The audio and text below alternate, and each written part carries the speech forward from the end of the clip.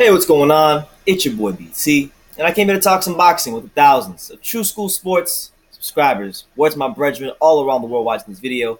Hope you're having a great day today after tuning in. Do yourself a damn favor, hit that subscribe button, and surely you will not be disappointed. Interesting stuff today because I had this, I was thinking about like doing the Anthony Joshua video, a Deontay Wilder video, a Tyson Fury video. I was thinking about doing all these different kinds of videos, and as I'm going through the news, I'm hearing one thing from the Wilder camp, another thing from the Joshua camp, another thing from the Fury camp, and it all just kind of like it really hit me today. Like honestly, we'll start with Wilder Joshua. Wilder Joshua, Deontay Wilder versus Anthony Joshua, for the time being, and this is how I'm going to view it, is just one massive. I don't know if I want to say. I don't know if the word I want to use is smoke screen. But it's just one massive pile of hoopla. It's a way to, garner as much money possible for the fight because I'm going to tell you why I'm saying this because Eddie Hearn not too long ago was saying that they're not gonna negotiate through the media. He said that Matchroom Boxing, Anthony Joshua, and all parties involved on his side of the pond are not going to be negotiating any. Any details whatsoever in regards to a Wilder fight for Undisputed for that proposed April 13th date at Wembley Stadium.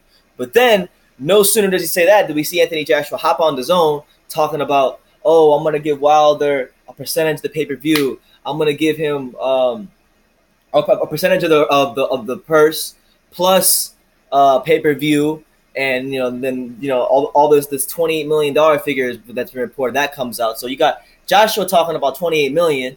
Then you got Eddie Hearn in his own roundabout way talking about we're gonna go fight in America. We're not fighting on April 13th. Brooke Khan's gonna fight on April 13th at Wembley Stadium. So then you have that. I see that as a form of trying to negotiate and leverage things for the media. So you have him saying that. Then you got Shelly Finkel saying that they're not gonna let Eddie Hearn and Anthony Joshua dictate terms to them, and they want a fair deal and yada yada yada. Then you have and this one's kind of newer, but it's getting a little bit glossed over. Then you got Tyson Fury's trainer, Ben Davison, about no sooner than 5 hours ago, as was reported. You got Ben Davison talking about he himself prefer Wilder to unify against Anthony Joshua instead, and then Fury facing the winner. So you got the trainer and Fury basically. The way I read it is you got Fury's trainer saying, I want us to take a fight in between a Wilder rematch, so we could probably get Fury more up to speed. So you got Wilder's manager saying that they're not going to let AJ's team dictate terms, although they have all the reasons to dictate terms. You got Hearn saying that we're going to take Joshua and have him fight in America against Jarrell Miller sometime in the summertime, probably like around June. Then you got Fury's trainer saying that basically he'd rather Wilder go fight Joshua, and then he can go fight the winner. So it's all for lack of a better word, it's all bullshit. Straight up, it's all bullshit. I'm not saying these guys don't want to fight each other, but I mean, come on. There's been certain things on this channel that I've always said consistently. I've always said, I call a spade, and I've always said that boxing, as much as I love the sport itself is one of the purest, most amazing, most noble sports in the world. But boxing at the professional level, at the top elite professional level, with TV networks involved and promoters involved, it is, in fact, a business dressed up as a sport, and you must consider and look at big fight negotiations that way all the time, because the minute you stop doing that is the minute you get angry about when things don't go the way you'd like them to go as a boxing fan.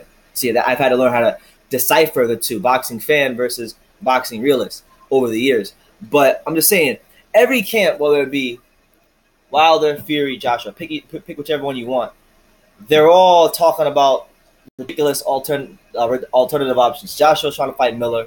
Fury's trainer's talking about having fighting the winner and probably taking a fight in the intermediate time. And then Wilder's team looks like if they don't fight Joshua, they'll probably just fight a WBC mandatory, maybe fight like Dominic Brazil or someone like that. They didn't say that, but I'm saying if they're not going to fight Joshua, they're not going to fight anybody hard. They're not going to fight Dillian White or anything like that. So it's all just one big triangle of confusion. You can't believe anybody. You must, in fact, question everything that comes out of all three fighters' camps' mouths because they're all looking to maximize their business. Now, when we talk about Joshua doesn't really need to do anything to maximize revenue. He's done a hell of a job building quite the fan base and creating quite the scenes in the UK. He can go fight a I don't know, let's say if he wanted to, he could go fight someone like a Robert Helenius or some shit like that. Like he'll go fight Jarrell Miller, Robert Helenius, or Luis Ortiz, and he can go and he'll pack out 70 to 90,000 people at Wembley Stadium. It does not matter. And if he in the event that he comes to fight Jarrell Miller, he's going to sell out the Garden. Mark my words. He will sell out the Madison Square Garden when he fights Jarrell Miller. No doubt about it. It'll be like I said in my last video. When it happens, because I think it is happening soon. When it happens, I anticipate that it'll probably be. And I'm not talking. People got me confused. I'm not talking in terms of pay-per-view buys or ratings. I'm not talking about that. I'm talking about in the amount of energy it's going to create in New York City and the kind of tone that it's going to set when he comes here. I think Anthony Joshua's American debut will be one of the bigger events to happen in this country in a very long time. I sincerely believe that, especially when we talk about a unified, undefeated heavyweight champion fighting at Madison Square Garden. So Anthony Joshua, the way I see it for him, he's going to win out no matter what. Like in terms of money, he's going to win out because he has himself an established base in the UK, and him coming to America will do nothing but grow him and continue to maximize his revenue. So you got to look at it that way. Fury Wilder was such an exciting fight. I'm not going to have any qualms about them doing a rematch because I enjoyed the first fight so much. I respect the hell out of both fighters a lot more after that last fight. And it's the hottest topic in boxing right now, so why shouldn't they fight a second time? You know? Did Deontay Wilder says he wanted one face, one name, one champion? Yeah, he did. But not giving him a pass, but I'm saying you just had a classic heavyweight fight with Tyson Fury. You want the fight, he wants the fight. If they want to fight again, then so be it. Let them fight again. It's not like Joshua or Hearn. You know, even though they can go on the media, like I like Eddie Hearn and I like Joshua, and they're gonna go on the media and they're gonna say, he don't want the fight, he's ducking, and you know. Why not? You can say that because he's been singing the same tune for a long time now that I want one face, one name, one champion. They did book the date in advance. But make no mistakes about it. Eddie Hearn, deep down inside, is very happy that Deontay Wilder won't if it winds up that he's not going to fight Anthony Joshua for undisputed in April. It will be, and Hearn knows this. That's why he's already kind of moving Joshua in the Jarrell Miller direction of having his American debut. Hearn knows that it will be the greatest thing in the world. Whether Fury or Wilder wins that next fight, it don't really matter. It will be the greatest thing in the world for Joshua to make his American debut next, because then Joshua's profile will grow significantly. It'll grow significantly fighting in New York City at Madison Square Garden. And then once he gets past Miller, should he get past Miller? I don't want to spread draw. Should he get past Miller in devastating fashion, which is what he'll need to do, if he fights Wilder or Fury late in 2019, whatever he'd make now, he could probably add about a good 10 to 20 million on top of that because his profile has grown so much. Eddie Hearn knows. That's why you see him saying one thing here and one thing there. That's how it works, okay? So when you guys look at the heavyweight landscape, I'm just saying, when you look at the heavyweight landscape, you got to realize all three fighters' camps, Wilder, Fury, and Joshua, they all have alternative options. They all have ways they could marinate the fights a little more and more and more to create more interest. And us as the fans are going to go back and forth, and here we are on YouTube making them a little bit more famous. So I'm just saying you got to consider the way I look at Wilder, Joshua, although it's a fight that we should want. I want a undisputed champion. It'd be great for boxing. If they sign a contract today, I'll be a happy man. But I don't think that's happening. I think that Hearn knows that he's not going to maximize his revenue with Joshua Wilder until Joshua makes his American debut. Okay? That's the way I'm looking at it. That's the way y'all should look at it.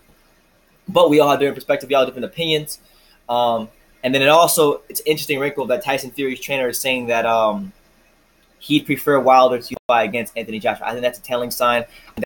That's his roundabout way of saying, look, I want to get more time with Fury. I want Fury to fight in the intermediate time. Those two can fight for undisputed, and then Fury can have the opportunity to fight undisputed later. That's what he wants.